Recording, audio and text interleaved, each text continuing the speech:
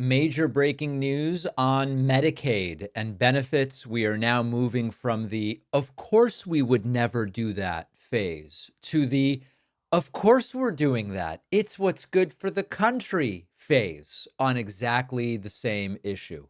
House Republicans just dropped a plan to slash Medicaid. The Congressional Budget Office says 13.7 million people would lose health coverage over the next decade if this were to pass. And what's, of course, really infuriating is that we've been understanding the numbers. We've been saying you can't cut this much money without some people either losing benefits or services. You just can't do it. It's mathematically not possible. And they've been saying, of course, we're not going to do that. We're not, for months, they've been swearing up and down that this is not their plan. We're not cutting Medicaid. We want to rein in spending. This won't affect anybody who really needs it. Or don't believe the scare tactics from Democrats. And it turns out that the scare tactics were something we like to call the truth. Because now even Fox News is reporting it.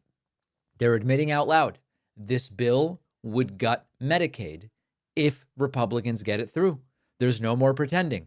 And their next position will be, of course, we're cutting it. We're doing the right thing. The House Energy Committee releasing its portion of the reconciliation legislation late last night. The bill cuts from Medicaid and adds work requirements and more frequent eligibility checks.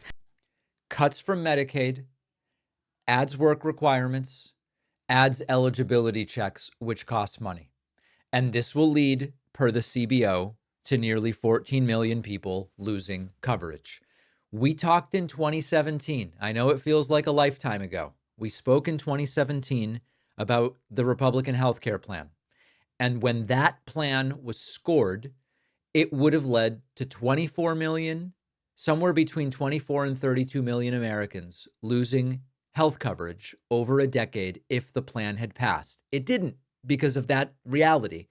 And we never heard another plan since, right? The plan has been 2 weeks away for 5 years at this point in time.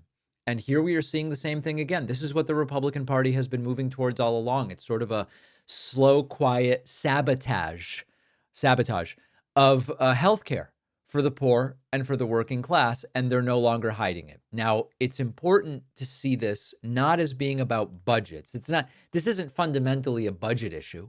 It's not fundamentally a fiscal responsibility issue, no matter how many times they say that. This is about taking healthcare away for millions of people so that tax cuts for the ultra wealthy can be protected.